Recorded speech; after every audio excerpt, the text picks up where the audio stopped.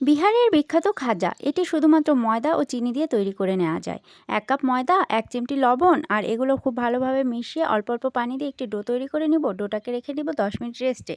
এদিকে ২ চামচ ঘি আর ২ চামচ ময়দা নিয়ে একটা পেস্ট তৈরি করে নিব। এটাকে একপাশে রেখে দিব। আর রেস্টে রাখা ডোটাকে নিয়ে এভাবে ছিঁড়ে ছিঁড়ে আমি ২ বার করে এভাবে ছিঁড়ে নিব, আবার গোল করে নিব। এটা লেয়ারের জন্য খুব সুবিধা হবে। ওই ডো থেকে আমি এরকম বড় বড় ৫টা রুটি তৈরি করে নিলাম। এখন এক একটা রুটি দিব আর এভাবে পেস্টটা লাগিয়ে দিব। এর উপর আবার আরেকটা রুটি দিব। এভাবে করে আমি সবগুলো রুটিতে ঘিয়ের পেস্ট লাগানো হয়ে গেলে রুটিটাকে ফোল্ড করে নিব। এরপরে চাকুর সাহায্যে পিস পিস করে কেটে নিব।